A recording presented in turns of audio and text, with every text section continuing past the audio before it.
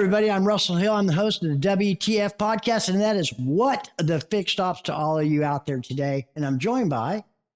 I'm Charity Dunning, and I'm the co-host here. And today we have Dave Perry and Ashleigh Norton.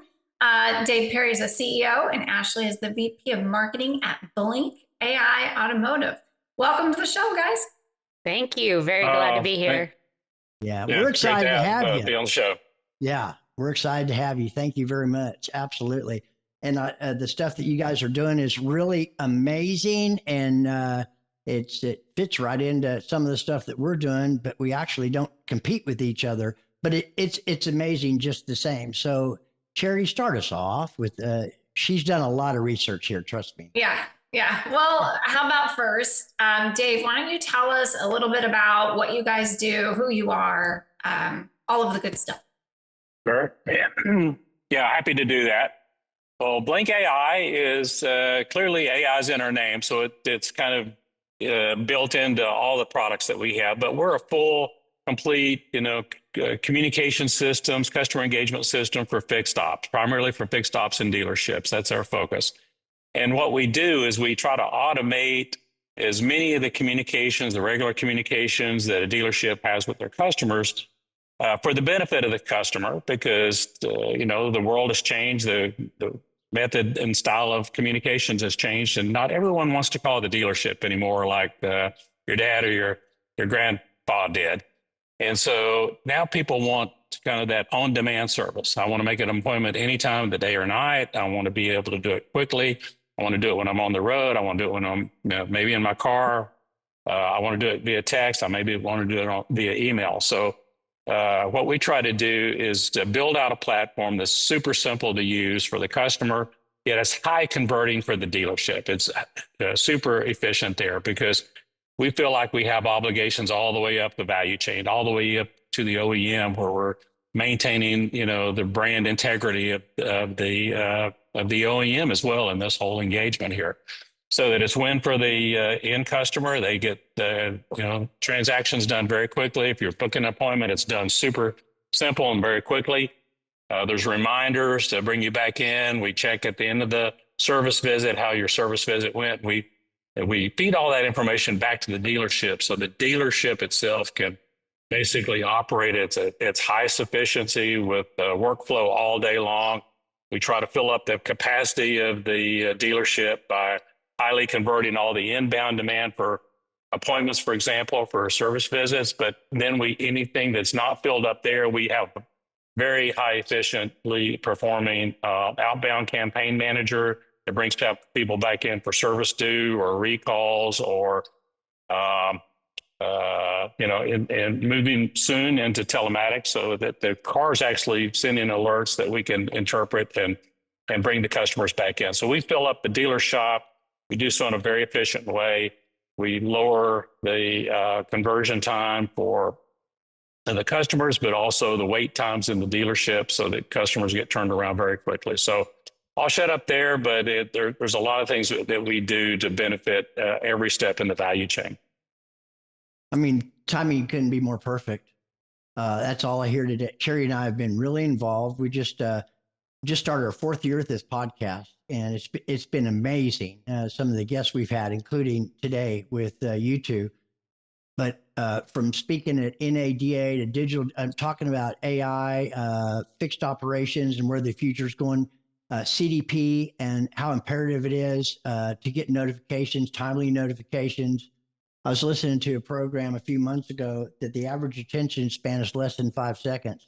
Absolutely. And I'm telling you right now, service departments, for all of you listening, I know you are, and you know how I feel, you're broke. It's broke.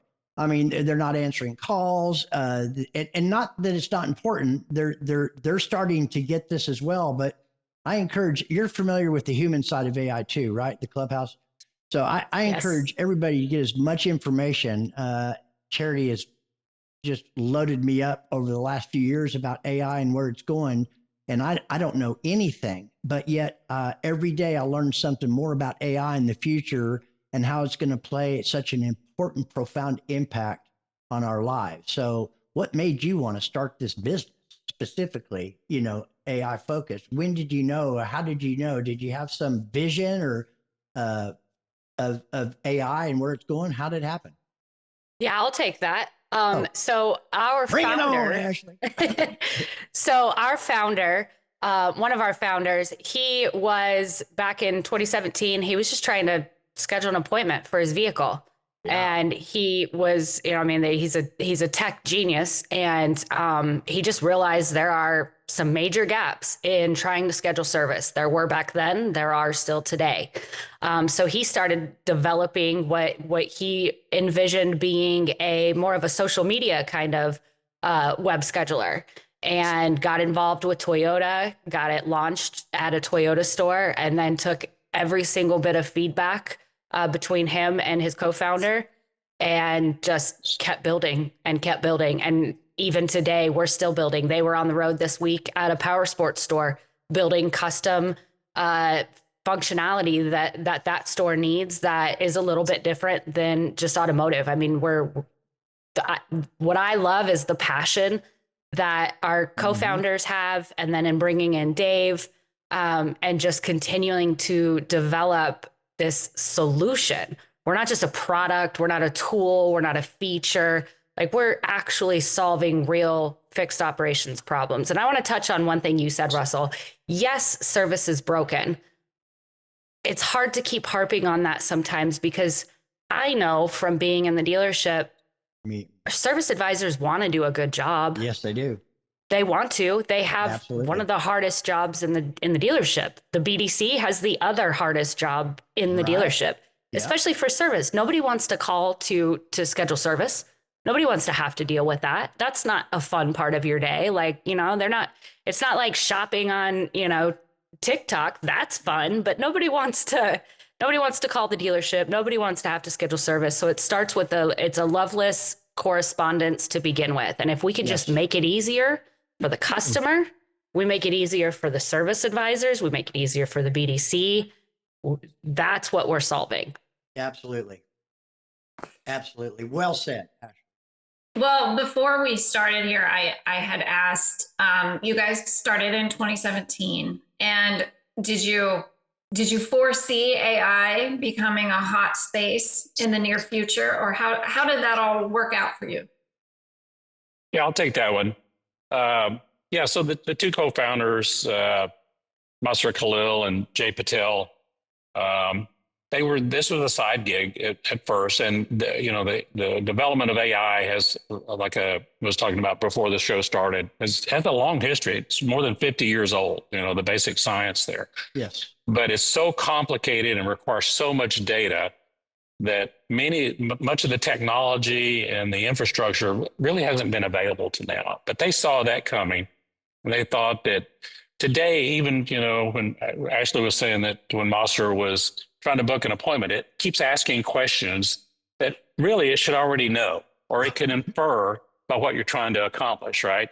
Sure. But it still continues to annoy the end user by continuing to ask the same questions, about your VIN number. I already know your VIN number. Why am I asking you that again, right?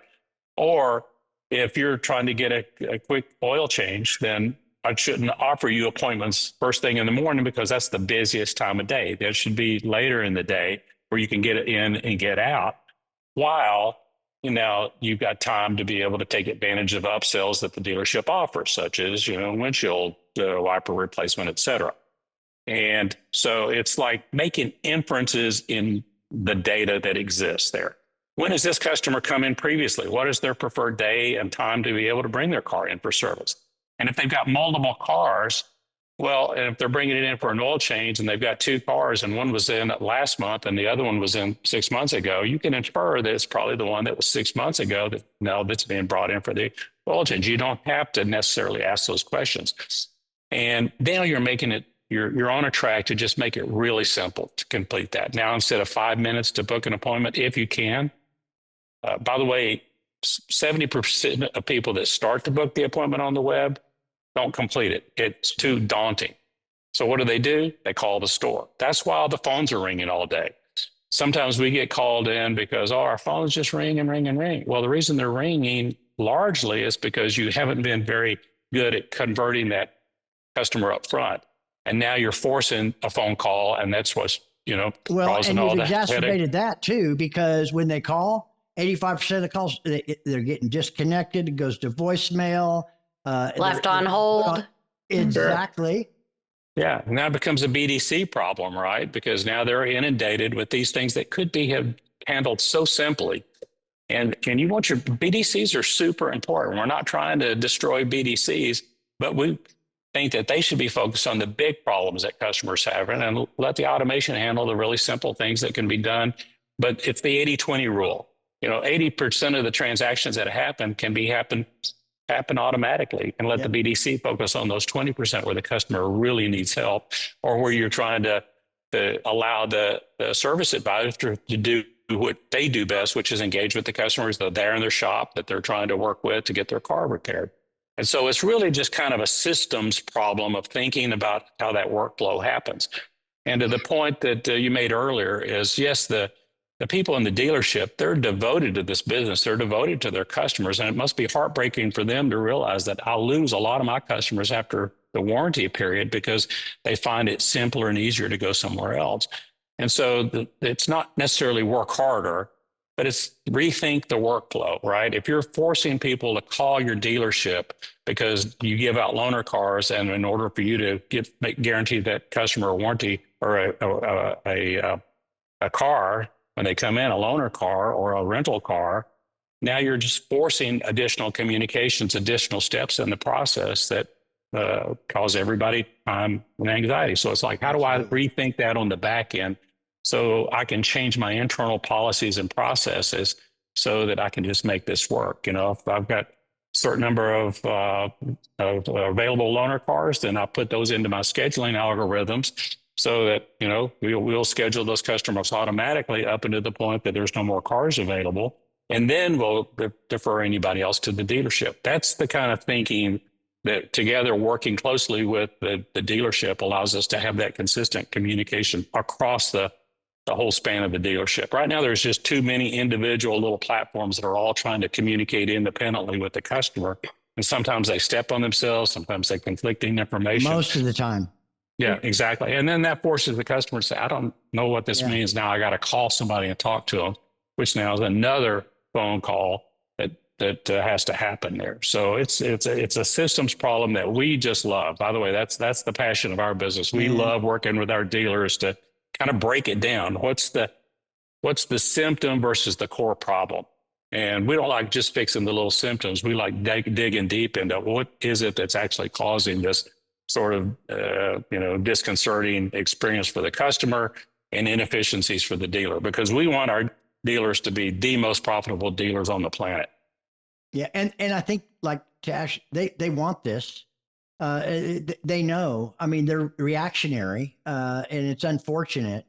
And I've seen the data in automotive and all the different vendors is so siloed. And of course, to benefit the customer in the end, it requires large amounts of data, which now a lot of people are familiar with CDP, because their DMS data is horrible. Their CRM data, I mean, it doesn't reconcile. Or I've seen and heard a lot of this in the last year and a half. People were signing up for anything AI. And what they looked at 6 months ago, they have a bad taste. Well, it's evolved so much that it's not even what you remember 6 months ago. But on top of all that, what they're finding is that it's not communicating with the other systems efficiently, and it's just another clog, or I call it ADD, another damn dashboard that they have to manage. Right. And they're not looking for that. They're Right. looking for solutions, and we are certainly proponents of that. I got to share something with you. So regarding this, Group One gets it, and we recently became a partnered with them about 6 months ago. Because they were getting into after sales. Okay. So they reached out to us, and we do a lot of different things, but it's about the data. They chose us because it's about the data, and we're a delivery system for their AI.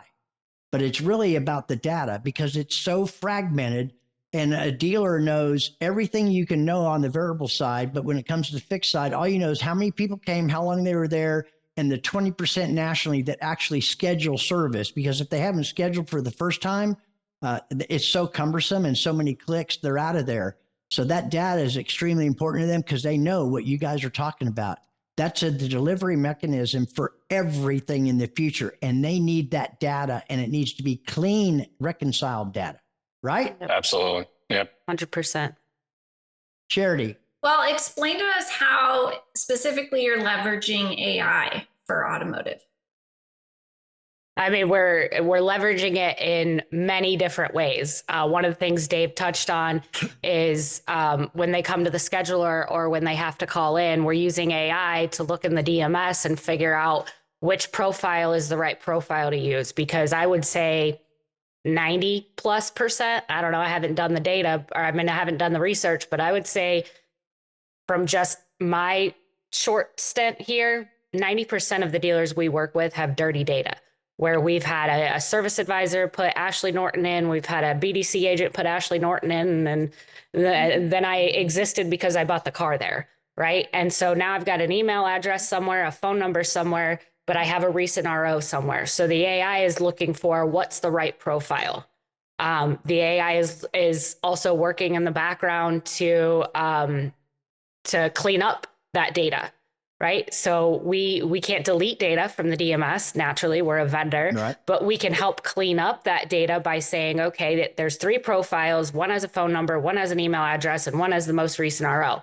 I want to plug all of that customer information into the one with the most recent RO so that the dealers can then start to clean up their own data.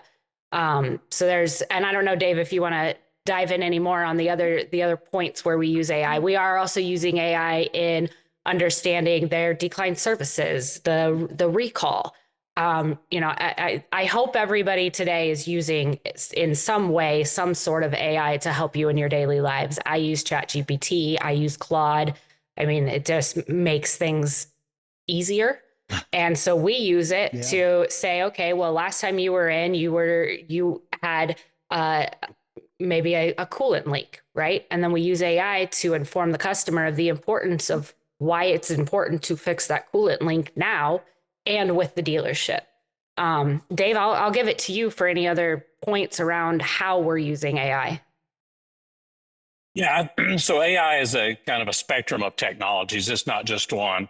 I think one of the things that, and this is something that as an industry we need to keep in mind is now we've all heard about ChatGPT. A couple of years ago, nobody had ever heard of OpenAI or ChatGPT. Now it's everywhere, and now there's other versions of it, and they're very easy to use.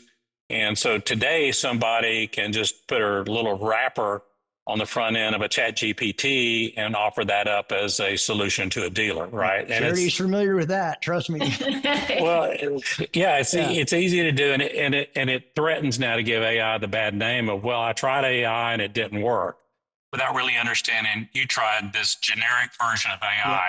And I just did a LinkedIn post on this yesterday explaining why allowing we've had dealers tell us, hey, I saw this great new tool that was set on my website, and customers can even ask what the weather report is or where there's restaurant reviews and things like that, thinking that was a cool thing to offer to people.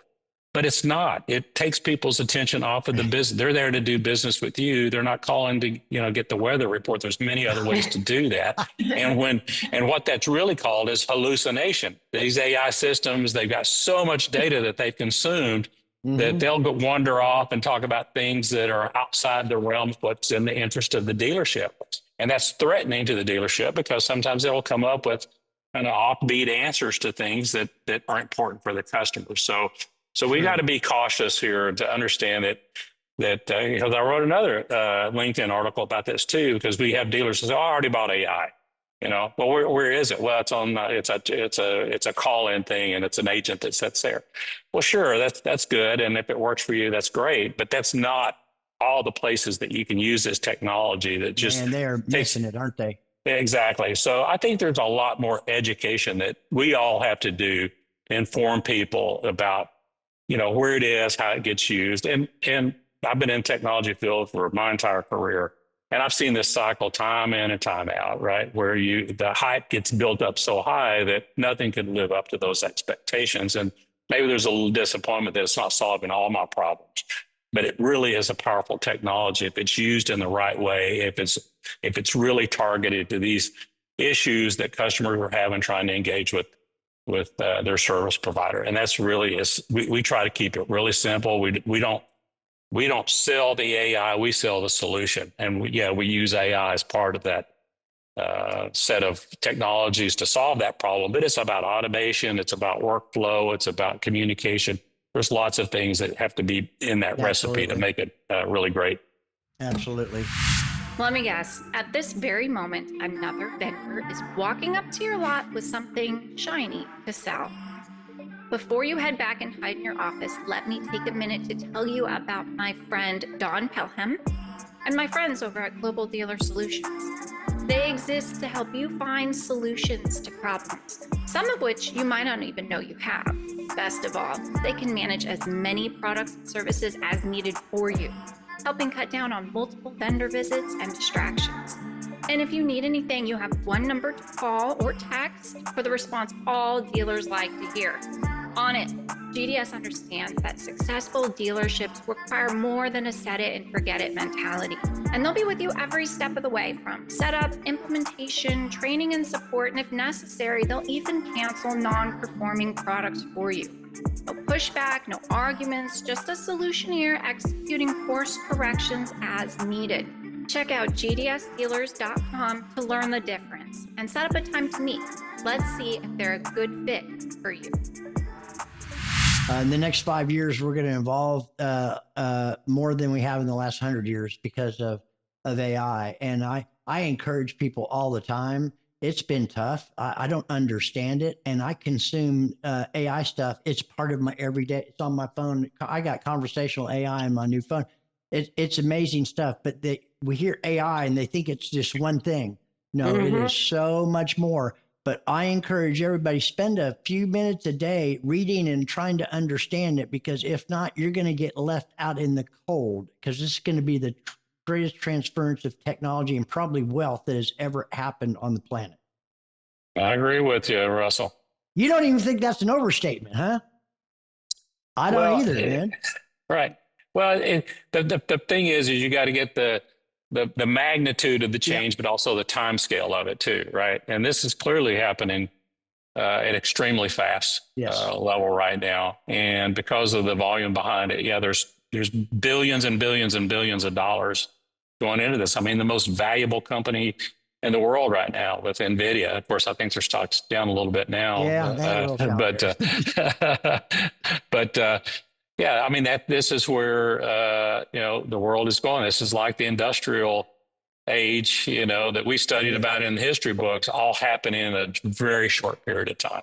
It is. But I think it's, in some ways, it's like flying so fast that it's a little bit daunting and maybe scary for people. And it's, we always say is just start small. Right? You have problems in the dealership. You cannot solve every single problem overnight. Find your biggest pain point and pick the right partner to solve that pain point. There you go. And then find the next pain point, and hopefully the first partner you found can solve that one too. But if they can't, then that's where you go next. Like you don't have to solve everything overnight with AI, right? But I think the biggest pain point in the dealership that every dealer would agree with is that the service phones are ringing constantly. I haven't met a dealership lately that doesn't have some sort of a BDC or a BDC agent, because they know their service advisors cannot handle it. But then I talk to dealers all day who are like, I have phone agents, but they're not doing anything but answering calls. And then it's like, okay, well, we can do that better. We could do better. Let's do better. But there's so much AI. It happens so fast. There's new releases that happen. There's new it's new every single day. So it can be a little bit scary, but start small and let it grow. That relates to my next question. AI, there's sort of this mystery around it. Even, person to person, family, friends, I don't really know what it is, how to use it, what do I do with it? And so my question to you is, what is it about artificial intelligence technology that dealers are missing? I think dealers are a little bit afraid of it. I think dealers still want human to human interaction, human to human touch, and they still need that, right? But not every human needs a human touch to just do something as simple as scheduling an appointment. Dave, you were going to say something, so I'll throw it to you. Well, I'll just follow up on what you said there, because if you think about, I use the Uber example a lot, because people say, well, we want to talk to the customer. The customer really wants to call in. They want to use the phones. And I'm very suspicious about that. I don't think that's the case. I think that they prefer, to engage with, if it's a problem where I need this interaction, I got questions that I need to follow up on, and it's an interactive discussion. Yeah, I want a human there to do that. But if you think about, we all use Uber today, and True. When you go to book an Uber, you don't call someone and say, okay, I'm standing at the corner of 6th Street and, Brazos Street, and I need an Uber to take me to somewhere, and have somebody type that in or something like that. That's a very inefficient process.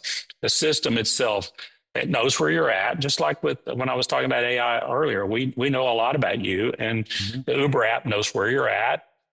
You identified where you're going to. It then goes and pulls the driver in. Does that mean that it's totally without human interaction? No. When you get in that car, now you've got a real driver in there, at least for now. And and I've had some of the most interesting discussions that I've had. It's a pleasant experience. And you think about how awkward it would be to go get in somebody else's car that you don't know, and they're going to drive you somewhere. But now it can be a very pleasant experience. You get to meet some really interesting people. They take you where they want to go. They're passionate about getting you there. They're earning money. It's a gig economy, and everybody's happy because that transaction came off that way, right? Right. And so it's like we want the personal interaction to happen too, but it needs to happen when the customer comes to the dealership, or when they show up to your home to pick up your car. Those kind of things, to be able to take care of you. It's still a service business. It's still people to people, but it's being facilitated by automation and technology that just makes it simple. A lot of people, because of, the technology that we have, we can know exactly how appointments are being made. People aren't doing it on the computer anymore. 85% of the people that are booking an appointment are doing it on their device, their mobile device. And they're doing it at hours that are just crazy. If you're only locked into booking an appointment between, 7 a.m. and 6 p.m., Monday through Friday, now you're cutting off access to a lot of people that just, hey, I remembered I was supposed to take my wife's car in to get the oil change. I forgot to do it. I could go on and get an appointment at midnight and be there the next day at 1 o'clock in the afternoon and get it done and in and out really quickly. That's what people want. And while I'm there, I want to have a pleasant experience and get it done quickly. But it's about, I want to feel like that I'm appreciated as a customer. I'm being taken care of. I get what I really needed done quickly and fairly. And it offered additional services that keeps my family safe and the car running efficiently. And then to tie that in, going back to your question, Charity, about where this is going to. Now we know that you're coming into the dealership. We know how old that car is. We know how long you've had it. We know its her service history. We know how many miles are on it. We can potentially, next go in and look at, well, what's the value of that car? How much equity do you have in it? We offer today the ability to do a sales appointment while you're there, or go take a look at the new vehicles, right? And now convert that into this whole circle, a virtuous circle of car ownership now. So you're retaining that customer not only through the period of ownership and service life of the car, but now for their next vehicle. That's the power of using this sort of technology to just continue to facilitate a great experience between the customer and the dealership. Well said. Dave, Ashleigh, you have any insights there? What? When Dave was talking about that, it kind of made me giggle. Like last night, I saw something that last night, 9 o'clock at night, my little puppy, I have a long-haired dachshund. His name is Duke. And he's chewing on his toe. He's chewing on his toes. And I'm like, man, I need to get him groomed. And I could go on and I can book his grooming without giving them any additional information. because they know his weight, they know his breed, they know his size, they know how they usually cut his hair, all those things. But our web schedulers don't do that, right? If I go on to schedule a service for my car, I've got to tell you my year, my make, my model, the trim level of a vehicle that I bought 5 years ago. I don't know. Like, I don't know. So it just makes me think about like how smooth the process is, and then reminders. So I get reminders if my puppy has been more than 35 days without a grooming appointment. They send me a reminder. Do I have to start back at square one on the scheduler? Nope. All I got to do is pick my date and time. That's what we're doing for the customers. Just make it easier. You know, I mean, there's so many solutions. There's so many ways that you can market and follow up with your customers. But if you're sending them right back to the web scheduler to die and give you back all their information, they're not going to do it. Yeah. Great analogy. I think this is the saving grace. This is my 40th year. And for 16 of those years, I was on the front end running stores. And we're talking about this. So in 1985, when I started selling the same thing for service, repeat, referral, retention, defection rates, on and on and on, just magnified, obviously. But the average salesperson sold 10 cars in 1985. And actually, it's 9.8 now in 2025. Are you kidding me? Okay. I didn't go, unfortunately, for the first time in a long time to NADA. But when you said something about, Dave, both of you said something about people calling. This is a brand new, it's called the Service Shopper. CDK produced it. I don't know if you got it or if you've seen it, but I was reading this stat that right now, 31% of people prefer to talk to an AI assistant for service than they do a human being. Right now. 35%. Really? Yeah. Yeah, I have not seen that. It's all state of the art, brand new, just released in the last 2 months. I'll make sure you have to send that to me. Yeah, send that to me. Yeah, that's interesting. Right. It's phenomenal. So we keep throwing people, processes, et cetera, et cetera. No, the saving grace here is conversational AI and tying those systems. Quit freaking out about you don't want anybody to have access to your data and you become siloed. You put the dealership in a liability situation, particularly if they opt out, but you don't know that as a vendor. I mean, there's so many negative ramifications to that. The thing is, it's going to happen eventually. People are just scared. It's something new and people are resistant to change. And there's this hype and they think AI is just one thing and it's everything. Right. Mm-hmm. Yeah. Exactly. I have some interesting statistics too. So I've read that 99% of people interact with AI on a daily basis without knowing it, various apps, especially on mobile, but only 24% of people utilize AI deliberately once a week. So it's clear that there's a gap in usefulness of AI. So my question to you guys as the AI experts, what is the population missing with AI? What is causing them to be slow to adapt? I mean, they're just not seeking it out, but do they have to? Right? Like, do more and more our industry, other industries, people shouldn't have to seek out the use of AI. It should just become ingrained in their lives when they're asking Google a question, when they're looking for a business, when they're trying to schedule dinner reservations. I mean, all of those things, unless you're, a content creator or something like that, like, do you have to seek out AI, or should AI seek you out and just be your solution? I got to throw something in there. Very good point. I hear this a lot. People have these preconceived notions based upon stuff like Terminator, Judgment Day, and robots that right. Right? Or iRobot, and I mean, people refer to that as a lot. It's going to take a while. They think, it's going to take. Look, we know that whatever it is, farmers, there's going to be good people who do good things with it. Bad people are going to do bad things with it, just like they have anything else in time and history. Do you agree? Yeah, in any sort Absolutely. of data. Yeah, absolutely. People will, I mean, it's a tool, right? And just like any other tool, you can use a wrench to, break in a door, or you can use it to fix a car, right?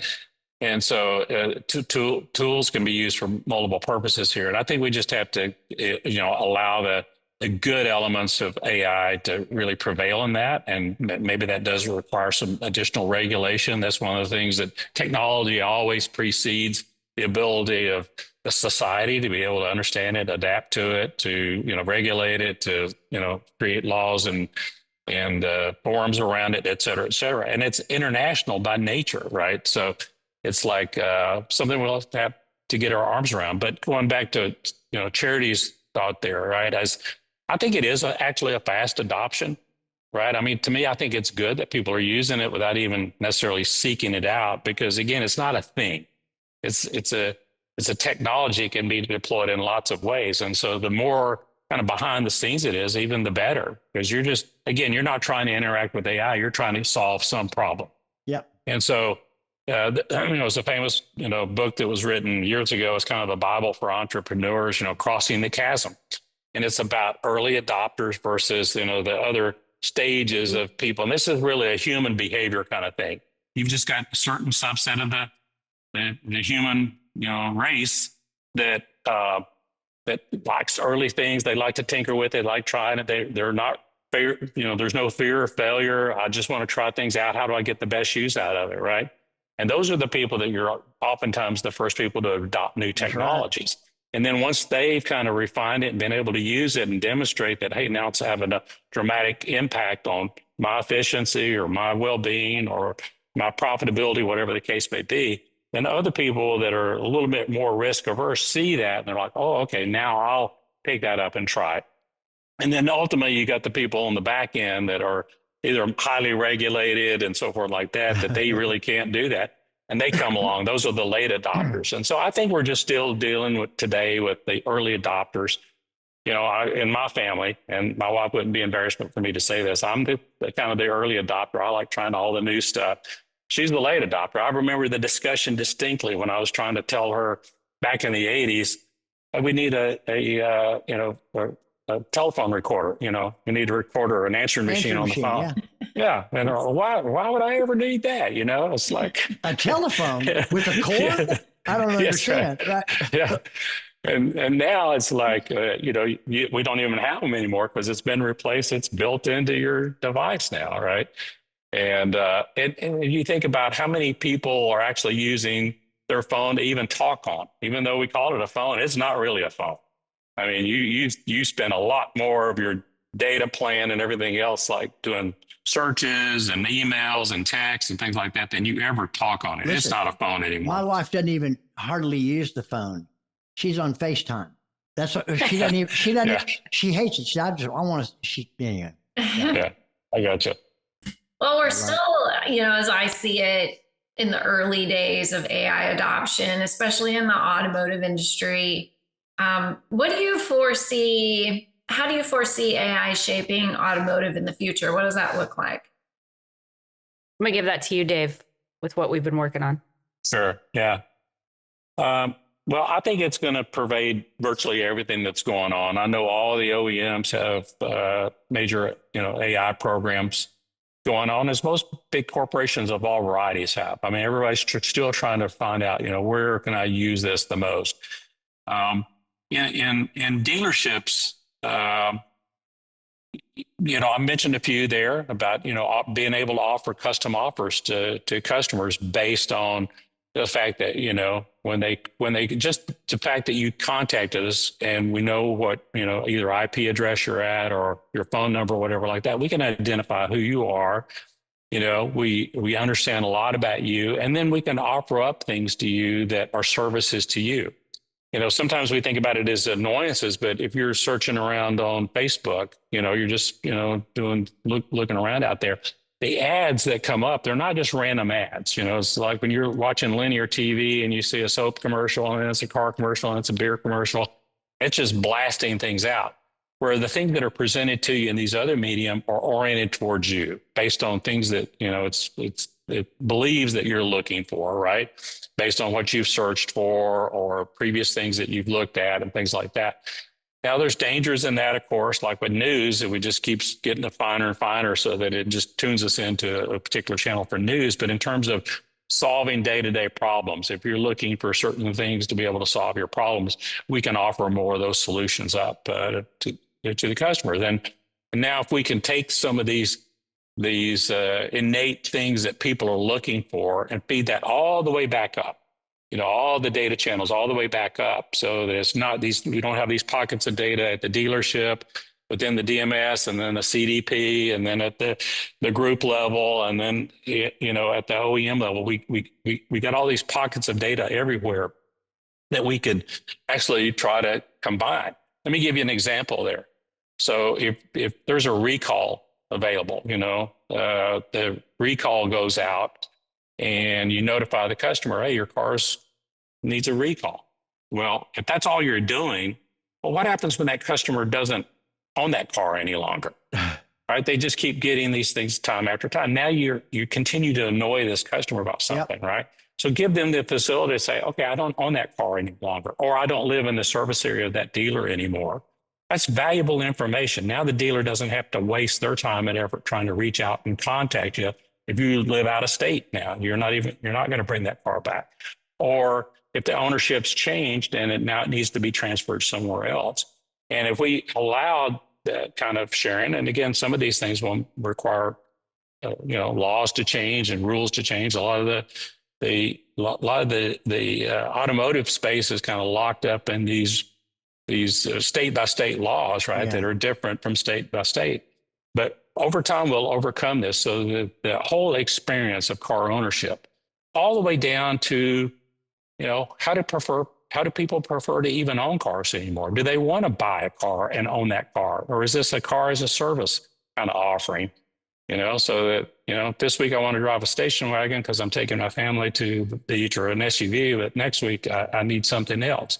Yeah. Right. Well, I can imagine that sort of transformation happening over the next 10 years in that space, right?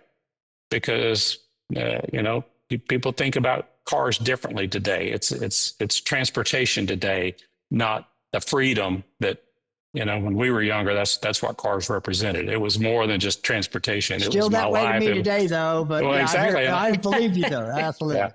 Yeah, and to me, I think these are going to be the most exciting years. Are you implying that I'm old, Dave? Are you implying that I'm an older guy or something? I would never do that. No, my AI agent might, Russell, but. No. All right, listen. I read, and we got. I forgot the guy's name, but first it was Bard. About 6 or 8 months after OpenAI chat came out in December 22 or whatever it was. Anyway. The Google, the owner of Google, Alphabet, whatever, was talking about microprocessors that are 100,000 times faster than the human brain. That's staggering, and that's scary.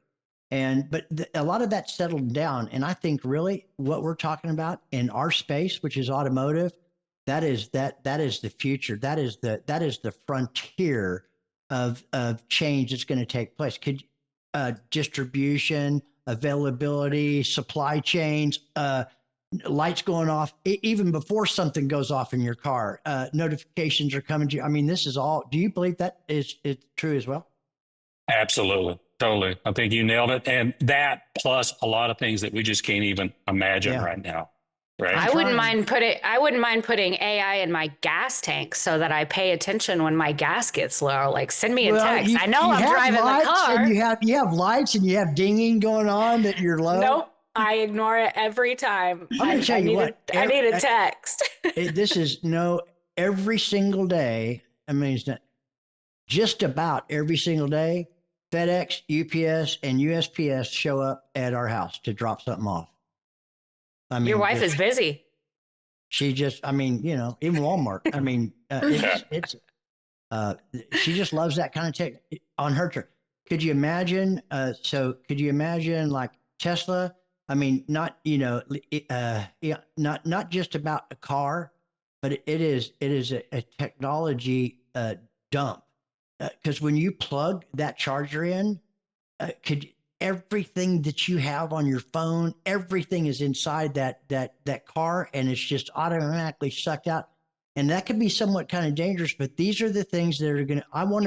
I don't want a notification about a car I don't own anymore. I don't want all these frivolous phone calls that have nothing to do with something I still even own today. This is where all this is coming full circle, isn't it? It is indeed. And if I'm you think, digressing. just one more thing I'll throw Yeah. out there, if I might, is, fixed ops. And, why do we even call it fixed ops, right? It's, there's a certain amount of fixed plant there. They got a certain number of service bays, there's X number of technicians, and they operate in fixed hours too, right? That's the time that you're designated to get your car fixed in. Well, what if that's not convenient for me, as a customer? Do I really want to drive over there? Even though if this average service visit is only, an hour and a half or something like that, do I want to drive over there, wait for the car, pick it up and drive it home? I do that because it's a necessity today. Well, what about all the other ways that we could deliver service to that customer? Mobile. Off hours, mobile, off hours, think about restaurants today. You order food sometimes on DoorDash that you don't really know where it's produced. It's produced in a ghost kitchen. There's not really a restaurant with that name. They produce it in, Mr. Beast Burgers. I don't know if you've heard of those things. There's no restaurant. You can't go in there. You order and it's produced at a ghost kitchen. Well, you can have ghost garages too that work all night long. You have the night shift. Your car can be picked up, driven there. All the service is done. It'd be back in your driveway the next morning for you to take off with. Paragon Honda does that. With Brian Benstock, 24/7 service. They Absolutely. Yeah. Yeah. But that requires now this facilitation with technology to coordinate all that. If you've got people trying to do this with the spreadsheets and things like that, or phone calls, it will never work. It's got to be automated. Yeah. And this is exciting. We need a 3-hour session of this. Unfortunately, we don't, but we have so many questions we haven't touched on. Charity. Yeah. Well, I'll pivot a little bit now because this will probably be our second to last question. You guys went to NADA this year. Tell us how that was and how that went. We've gotten a little bit of mixed feedback about it this year. So this was my 8th year at NADA. And it was the best show that I've ever been a part of. We had the snow in New Orleans that also, obviously it canceled a bunch of trips for us. Half of our team had to meet in Jackson and take a rental car that we were lucky to even get down to New Orleans on what was supposed to be a 4-hour ride, ended up a 6-hour ride. But just the vibe of the whole show and the vibrance of the show, just walking in, people wanted to be there. Dealers wanted to be there. In years past, to be a vendor at a booth, it kind of felt like they would walk by and no, I'm good. No, I don't need to talk to you. No, we were being sought out in the back of the room because it was first year for Blink AI. We don't get prime booth space. We were getting sought out by the middle of the first after. Well, we opened the show at noon instead of 8 a.m. on Friday because weather delays.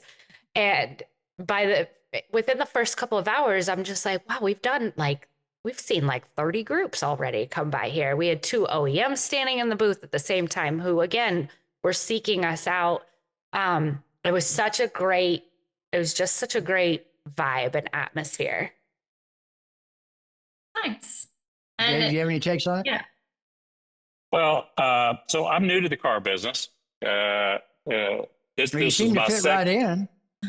Well, he does. Thank you. He does. Well, it's the car business isn't so different than other businesses. Right? Businesses really, they make stuff and they sell stuff. They're that simple. And you got to look at how do you apply technology to better facilitate all of these things, and that's what I love to do. And I love the car business. I've only been in it 2 years. I love it. I love the people in the business. I love the passion that people have for it. And for me to go, so last year we couldn't get a booth. We got on the list. We were 85 on the wait list to get into NADA. So we just walked it. And this year, even though it wasn't prime location for us, we were delighted to be there. We were so excited to be there. We had a great booth, a great layout. And for me to go there and see that, in particular, the thing that warmed my heart was when the 2 co-founders went in there with us and they saw this company that they had envisioned back when it was just two people working at nights, developing this platform out. To see them, I thought they were literally going to tear up when they That's saw awesome. that. And then when they saw the number of people that were there engaging with us, it just brought that home to me. So that was a great show. Ashleigh, she had just joined us. She's been an absolute, blessing to our company. She's brought so much value to us and what we're doing there, and helped us kind of get our word out. But it was a really unifying thing for our company. It kind of validated the things that we're doing for this industry, and it's just really energized us across the board. We've been so busy as a result. So I'm super excited about it. I just can't wait till next year. I just hope it doesn't snow in Las Vegas. I personally know a lot of dealers that prefer going to the outside of the newer people so they can see the new stuff and et cetera. But no, let me tell you, Ashleigh's out there hunting it, because everywhere I go, she's there. I mean, and I'm in a lot of places, am I not, Ashleigh? I'm in The a lady lot doesn't of places. sleep. No, Russell, she doesn't sleep. She is an AI. Are you sure you're not? Yeah. Maybe I am. Anyway, go ahead, Charity. Well, we got to wrap up here in a minute. So are there any questions we didn't ask you today that you wish we did? We did. I think you guys have done a great job. I think the kind of probing questions that you have, I think these are the things that people need to kind of wrap their head around. To me, we're a company that has to sell our product, but I think there's bigger messages that have to be had there, right? And to me, I love having these kind of things, and that visioning what this industry can and should look like down the road, and then what we individually what roles we can play to help it get there. It's under threat. I mean, it's the business model is under threat. The technology is under threat by electric vehicles. There's lots of things that are happening. So it's going to be forced to change in many ways, and I'm just excited about our ability to help facilitate that change. Yeah, I think you guys have done an excellent job. Dave messaged me, I don't know, 6 o'clock yesterday and said, "Do we know what this is going to be about tomorrow?" And I was like, "No, sir, we're winging it." But yeah, you guys have done a great job. It's been a lot of fun. Yeah. Thank you. Listen, it's been an honor, pleasure, and you've addressed a lot of things that a lot of you out there are listening to. This, it either reinforces or dispels a myth that maybe you thought, because this is part of the future. Other than with as many of these as we done, I could only think of one person that was totally adamant, wasn't coming on unless he knew what the questions were. But I'm going to tell you what, Charity, she's the brains behind this. I mean, I've been in the business a long time. I know a lot of people, and I get off script because I'm ADHD type A, but she there's questions we didn't even have time to ask that are so probing and open, where you go, man, I'm glad you asked that. She's the backbone of and the front side of everything that we're doing here. So we're happy to join you anytime for more questions. Great. Yeah, thank you very much. Thanks. Good job, guys. So, well, thank you. And once again, everybody out there, look, when this comes out, you need to pay attention to it. You can like them, love them, share, comment, call them, seek them out. They're moving and shaking in an area that some people are a little further behind in. I believe that's just my personal belief. Ashleigh Norton, thank you so much. Dave Perry, thank you. We're humbled, honored, and excited to have you on another successful episode of WTF. Don't forget, that is What the FixedOPS. Thank you very much.